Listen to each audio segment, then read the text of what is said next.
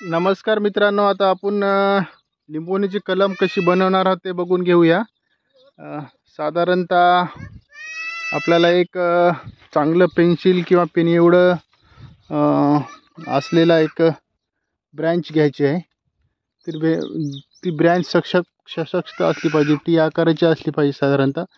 तर बघूया, हे ब्रँच घेत आहे आपण, एक घेतली आहे। तर अशी ब्रँच घेतलेली आहे, एकदम सुस्थितीमध्ये आहे। तर नेहमी लिंबू येणाऱ्या लिंबोणीचंच हे घ्यायचं आहे। तर असे ब्रँच आपण इथून कट करून घेऊया। हे एक ब्रँच कट केला, हे एक फाटा कट केला, हे बाकीचे फाटे कट केले, आणि हे पण असं कट केलेलं आहे। तर साधारणतः एक ईदभर असं कलमाचं एक हे आहे। तर त्याच्यानंतर आपण जो इकडला भाग आहे ना, तर हे कट करून घेऊया। इकडला भाग जो आहे तो जमिनीमध्ये जाणार आहे। तर हे थोडंसं याचं साल काढून घेऊया, त्याच्यानंतर मी तुम्हाला पुढील माहिती सांगेल। तर अशा प्रकारे आपण हे कट करून घेतलेलं आहे। तर याला आपल्या परिसरामध्ये गावरानी कलम असं म्हणतात, आमच्या इकडे परिसरामध्ये। तर याला आपण आता कोरफड लावून घेऊया। कोरफड्याचं जे जेल असते ना, ते कोरफड आणलेली आहे आपण, कोरफड लावून घेणार आहोत।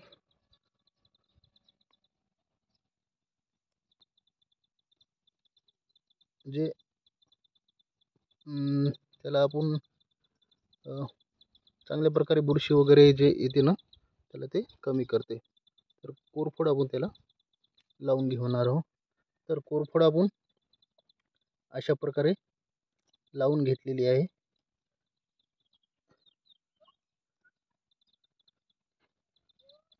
तर अशा प्रकारे आपण ही कलम पूर्णतः तयार केलेली आहे। तर विशेषतः असे वाय आकाराचे असलेले ते घ्यायचे, जिथून ब्रँच भविष्यामध्ये निघू शकतात।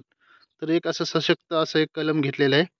तर आता आपण पुढची प्रक्रिया करणार आहोत। एका जी पन्नी मिळेल त्या पन्नीमध्ये आपण माती घेणार आहोत आणि त्याच्यामध्ये आपण त्याचं लागवड करणार आहोत। तर चला पुढील प्रक्रिया बघूया। तर अशा प्रकारे ही पिशवीमध्ये माती टाकून घेतलेली आहे। याच्यामध्ये थोडंसं आपलं बुरशीनाशक टाकलेलं आहे, जो त्याला आपण डोकोकरी टाकू शकतो, साप टाकू शकतो, आपल्याकडे जे असेल ते। आणि पुढील प्रक्रिया मी तुम्हाला सांगणार आहे। तर अशा प्रकारे लागते तेवढं आपण पाणी पण टाकलं, आणि त्यानंतर बघूया आता ही कलम आपण इथे लावणार आहे। तर कलम अशी लावलेली आहे। तर लावल्यानंतर आता बघू, याला कमीत कमी 1 महिनाभर लागेल याला ब्रँच निघायला। तर 1 महिन्यामध्ये आपल्याला घरच्या घरी आपल्याला कलम तयार येईल, आणि खात्रीशीर कलम तयार करता येईल। त्याच्यामुळं कुठेही व्हिडिओ स्किप न करता हा व्हिडिओ तुम्ही पाहिला, आणि पाहिला व याचं ज्ञान आत्मसात केलं। आता गावामध्ये आपल्याला कलम भेटत नाहीत, किंवा एखादी लिंबोणीची झाडं असते, तर ते लिंबूचे बिया गोळा करा, ते उगवते न हे करता। तर कलम केलेल्या लिंबोणीला हमखास लिंबू लागते। तर त्याच्यामुळं आपण काय करायला पाहिजे, तर कलम करायलाच पाहिजे। त्यानंतर आपण याचं फॉलोअप 1 महिन्यानंतर घेऊया, काय होते काय नाही। तर याला विशेष काही करायची गरज नाही। 1-2 रुपयाच्या खर्चामध्ये सुद्धा हा आपल्याला कलम तयार करता येते। तर ही कलम अशा प्रकारे तयार करायची। फक्त 1 महिन्याने याचं फॉलोअप घेऊया। ज्यातलं जे अतिरिक्त पाणी आहे, तर ते आपण याला टाचण्या मारून पाणी हे सुद्धा जाणार आहे।